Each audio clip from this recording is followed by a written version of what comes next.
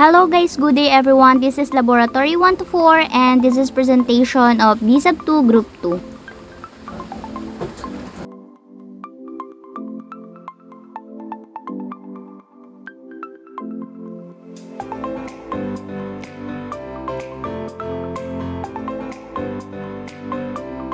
Sa paggawa ng botanical pesticide ay kakailanganin po natin ang lahat ng mga materialis na ito. At bago natin umpisahan, kailangan muna natin isuot ang ating PPE tulad ng hairnet, face mask, apron at gloves.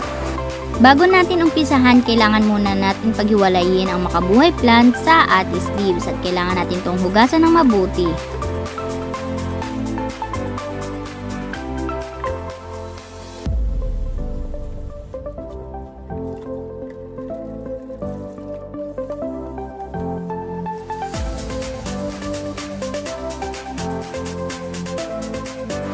Sa punto pong ito ay kakailanganin na po natin ng kaserola at ng 100 grams of atis leaves. At syempre kakailanganin na rin po natin ng 500 ml of water na gagamitin natin sa pagpapakulo ng atis leaves. Ang sunod naman pong hakbang na ating gagawin ay isasalang ito sa apoy at hahayain itong kumulo ng ilang minuto. Kakailanganin din natin itong halu-haluin upang di masunog ang ilalim at maging pantay ang pagkakaluto nito. Upang malaman kung dapat na ba itong hanguin ay dapat nangalahati na ang tubig na nailagay natin dito.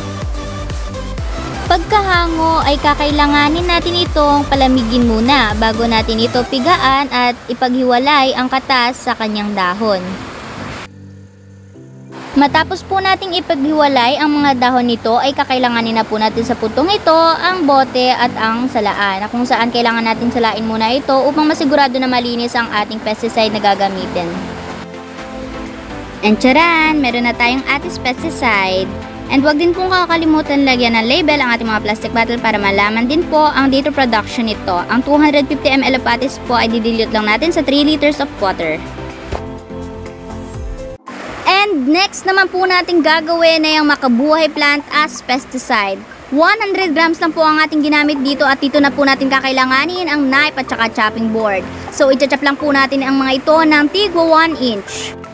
At ang sunod naman na proseso na ating gagawin ay dudurugin naman natin ito ng mabuti gamit ang ating martilyo. At kapag ito'y durug na, isasali naman po natin ito sa ating lalagyan. At matapos nga natin durugin mabuti ang makabuhay plant, ay lagyan naman natin ito ng 500 ml of water at piga-pigain lang ito ng mabuti upang maglabasan ang mga katas nito. At kapag napansin na nga natin na ito'y malapot na at sumama na ang katas nito sa tubig, ay lilipat naman natin ito sa kabilang lalagyan. At syempre, sasalain din natin ito gamit ang strainer. At syempre, hindi pa rin po dito nagtatapos ang ating pagsasala at kakailanganin pa rin po natin dito ng tela upang mapiga ang ating makabuhay plant. At syempre, sayang din po yung mga natitirang katas na meron ito. Sunod naman natin gagawin na isasalin na natin dito sa ating plastic bottle. And charan! Meron na tayong makabuhay pesticide! At tulad ng ating ginawa rin kanina, ilalagyan din natin ito ng label. Ang 100 ml of makabuhay pesticide ay didilute natin sa 1 liter of water and lalagyan din natin ito ng soap.